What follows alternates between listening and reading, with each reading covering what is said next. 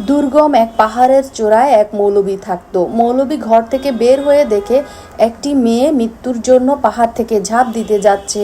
মৌলবি দৌড়ে এসে মেয়েটিকে বাঁচালো। মেয়েটি এক ঝটকায় হাত ছাড়িয়ে দিয়ে বলল, কে তুমি? কেন আমার গায়ে ধরেছ? এই বলে মেয়েটি যখন আবার মৃত্যুর জন্য যাচ্ছিল, মৌলবি আবার তাকে বাঁচিয়ে নিল। বলল, তোমার কি সমস্যা, আমায় বলো, আমি তোমার কোনো উপকারে আসতে পারি কিনা দেখি।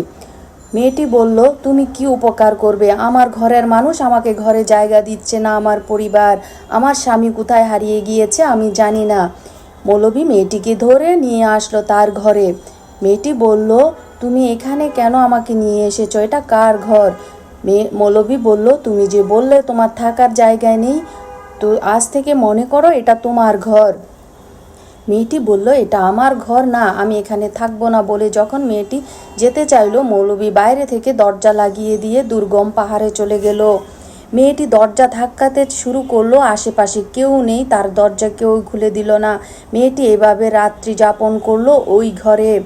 মৌলবি সকালবেলা দরজা খুলে এসে দেখে মেয়েটি ঘুমিয়ে আছে।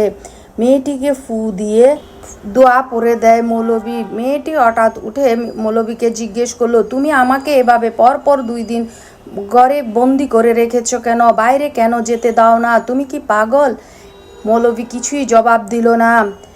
সন্ধ্যায় যখন মৌলবি দুর্গম পাহাড়ে যেতে লাগলো, মেয়েটিকে বলল, তুমি তো ঘরে থেকে ক্লান্ত হয়ে গিয়েছ, চলো আমার সাথে পাহাড়ে ঘুরতে যাবে।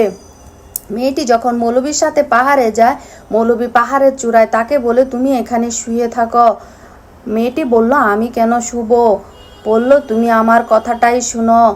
মেয়েটি শুয়ে পড়লে মৌলবি তাকে ফু দিয়ে দোয়া পড়ে দিয়ে বলে, এবার চোখ বন্ধ করো।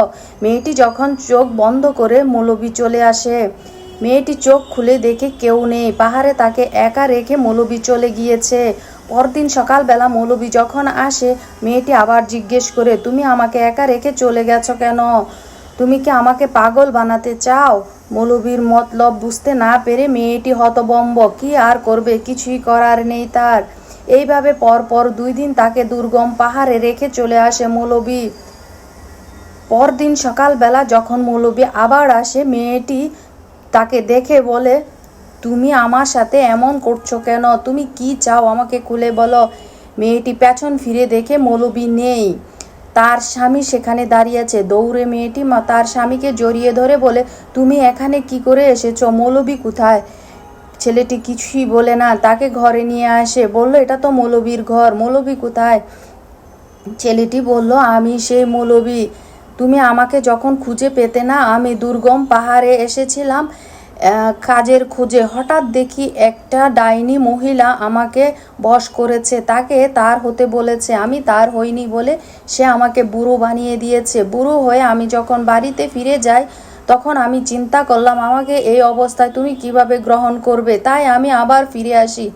আর পথেই এক মৌলবীর দেখা হয়। মৌলবি বলে, তুমি এই দুর্গম পাহাড়ে থেকে যাও, কোনো একদিন তোমার বউ যখন আসবে তোমাকে নিতে, তখনই তুমি স্বাভাবিক জীবন যাপন করতে পারবে, আর স্বাভাবিক মানুষ হবে। তাই তোমাকে আমি 2 রাত 2 দিন এভাবে একা রেখে দোয়া পড়ে দিয়েছিলাম। তাই আমি এখন আবার আগের স্বাভাবিক তোমার স্বামী হয়ে ফিরে এসেছি।